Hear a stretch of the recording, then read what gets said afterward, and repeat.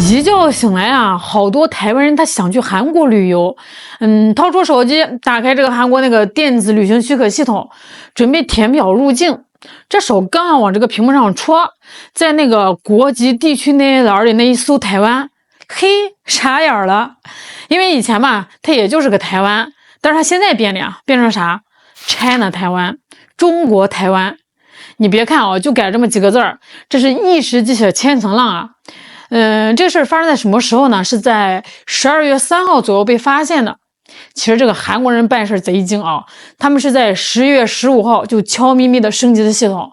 这一升级不要紧哦，直接把那一小撮台独分子的玻璃心给干得稀碎呀！哎，我就纳闷了，你说这帮人呢，平时不是总吹嘘什么台日韩价值同盟吗？啊，不是说韩国是兄弟吗？怎么着？这回兄弟直接反手一巴掌，告诉你别做梦了！哎，你就是中国的一个省。这一下啊，这个台湾岛内那是彻底炸锅了。民进党那帮人呀，脸都绿脸，那是真急眼啊！你想啊，这可是韩国呀，不是什么远在天边的非洲小国，这是他们平时最爱攀亲戚的东亚邻居。这一定性是伤害性不大，侮辱性极强。咱接着聊啊，这事一出，你猜这个民进党当局那是啥反应啊？那就是典型的一哭二闹三上吊啊！那个所谓的台湾市部门啊，那反应是相当的迅疾，简直就是火烧眉毛了，赶紧派人啊，那个驻韩国的所谓代表叫什么梁光忠的，火急火燎的就给这韩国外交部打电话。这个电话一打呢，就是25分钟。哎，你琢磨琢磨，这25分钟都聊啥了？我估计啊，这个梁代表这边是声泪俱下啊！哎呦喂，大哥哎，你怎么能这样啊？咱不是好朋友吗？你让我回去怎么交代呢？能不能改回来啊？啊，哪怕你把这个括号去掉也行啊！嘴里面喊着严正关切，还要抗议这是不友善举动，结果呢，韩国那边是啥反应？绝了啊！这就叫已读不回。韩国外交部那个接电话的司长，估计是把这个电话往这个桌子上一扔，一边喝着咖啡一边刷着手机啊，这心里面在想，哎，你喊破喉咙也没用啊，这是系统设定的，我是按规矩办事儿。到了12月4号，这个韩国外交部开了个记者会，那记者就问这个事儿啊，但是韩国的发言人是眼皮都不抬哦，轻描淡写来了一句，韩国政府对华政策立场没有变化，然后就直接下一题。这啥意思啊？这就是说啊，这事儿没得聊，本来就是中国的，我改个名咋了？大惊小怪。最逗的是那个民进党立委陈冠廷，那简直是破防现场啊，对着那个镜头就是嘶吼啊，完全不能接受啊，这是打压。你看那个气急败坏的样子啊，真的，哎，我看他那样我都替他尴尬，这脚趾头都能在地上抠出个31厅来。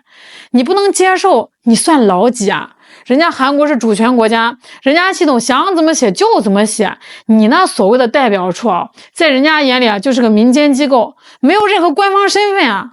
那你现在的抗议，在这个韩国人眼里啊，那就是小丑跳梁，是马戏团里的小猴子发脾气，看着是挺热闹，其实没人把你当回事儿。这个时候啊，可能有哥们就要问了，哎，这个韩国人怎么突然转性了？他以前不是跟在这个美国屁股后面啊，跟得挺紧的吗？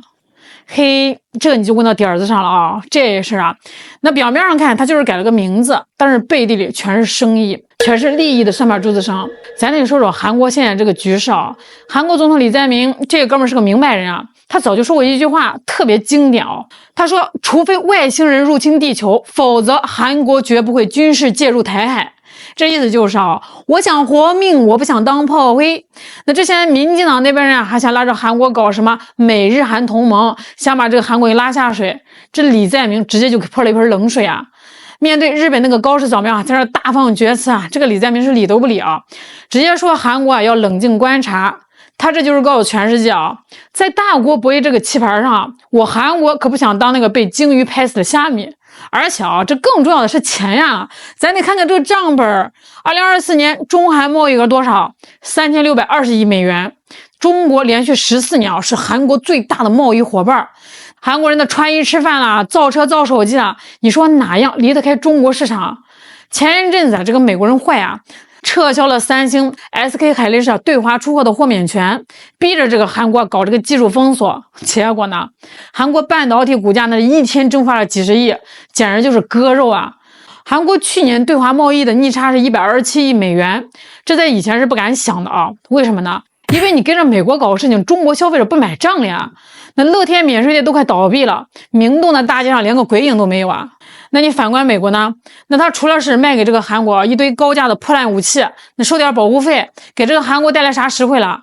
这韩国人心里也有一杆秤啊，赚钱还得靠东方，花钱才去西方。所以这一次啊，这韩国人是玩了个阴的啊，也是个高的。我就在这个入境卡上改6个字儿，这成本多低啊，不用花1分钱，不用派一个兵，但是这个信号直接发到了北京，这就是给中国拿的投名状。意思就是啊，大哥你看啊，我在这个原则问题上是很拎得清的，台湾就是你家的，我承认了，那咱们接下来这个生意是不是可以谈谈了？这就叫低成本高收益的外交艺术呀。咱再往深了聊两句啊，你说这个事儿它不仅是做生意，它更是规矩啊。韩国这么做啊，那是完全符合国际法的。你翻翻这个历史书啊，开罗宣言、波茨坦公告，那是2战胜利的基石啊。那个时候就规定了这个台湾归还给中国的。韩国当年它也是日本的殖民地，他对这种主权问题是最敏感的啊。他要是承认啊台湾是个国家，那是不是也得承认当年日本对韩国的统治合法呀？那在逻辑上就说不通啊。再说了，这1992年中韩建交的时候，白纸黑字也是写的明明白白的，韩国承认台湾是中国的一部分。你说这么多年了，他可能有时候啊，为了讨好这个美国，在那装傻充愣，搞点什么模糊战略。但是现在模糊不下去了呀，世界局势变了呀，联合国第2758号决议啊，在那摆着呢。你现在看这个全世界180多个国家都在跟中国建交，承认一个中国，这就是大势所趋。这就好比啊，大家呢都在这个大马路上正着走，就台湾的一小撮人非要倒立着走，还怪别人不看路。那除了这个韩国呢，其实很多国家早就改了，好多大公司的系统里啊，早就改成了中国台湾了，就连什么新加坡啦、泰国啦、马来西亚啦，早就这么叫了。韩国这次啊，他充其量也就是个补交作业，把这个迟到的卷子给交了。民进党还在那儿抗议呢，其实就是村通网啊，村里面刚刚通网，没见过世面。这在国际上已经是常识了，就他们啊，在这个岛内是坐井观天呀，自以为自己多重要啊。岛内的老百姓啊，其实看是最清楚的。我看网上有很多这个台湾网友吐槽，特别的逗。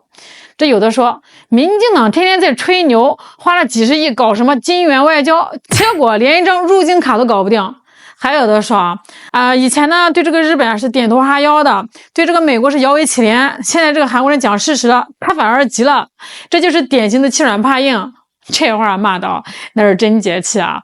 这事发生之后，咱们再看那个赖氏当局的处境啊，那真的是内外交困呀，四面楚歌。对外呢，像韩国这样的国家会越来越多，以后别说是入境卡了，就连什么快递单啦，什么连外卖软件啦，连游戏服务器都得给你标成中国台湾。你抗议得过来吗？那全世界几百个国家和地区，几十万家大企业，你一个一个去打电话呀，电话费都能给你打穷了。那对内呢，赖清德这帮人也是作死啊。前2天啊，这个赖清德还在这个网上晒吃日料，声援那个日本的右翼高市早苗，这操作简直是脑子里面进水啊！你想讨好日本，结果日本也不敢真为了你跟中国翻脸。那反过头来，你把这个韩国给得罪了，把自己老百姓给恶心了啊，还要追加1.25万亿新台币买军火，把这个台湾往火坑里推啊！